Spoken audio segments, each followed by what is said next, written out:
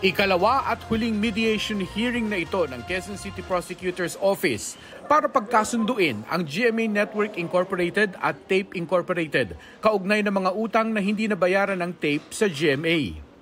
Nag-alok daw na magbayad ang TAPE Incorporated pero bigo ang negosasyon sa kung magkano ang handa nitong ibayad. Unfortunately, hindi siya sufficient for us to accept the offer of TAPE and how much they will be paying a settlement of all their liability to GMA.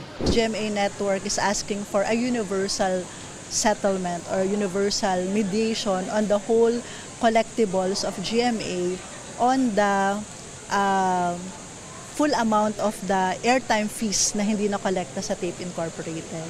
Kaya hindi naging acceptable yung offer to settle yung subject of the case, kaya nagkaroon ng problema sa mediation.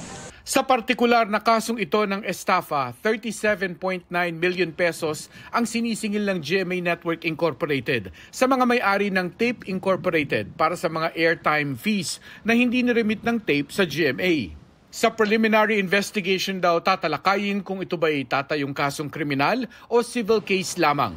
They misappropriated the property, the funds that were supposed to be turned over to GMA. The submission of the respondents is that it's a liability of the corporation, TAPE Incorporated, and it's a civil liability of the corporation. So, yun. That would be part, of course, of the defense during the submission of the counter affidavit. Dahil tapos na ang pagkakataon ng mediation para sa settlement, muling iraraffle ang kaso sa isa pang piskal na siyang magsasagawa ng preliminary investigation. Ang piskal na yon ang magdidesisyon kung iaakyat ang kaso sa korte o hindi.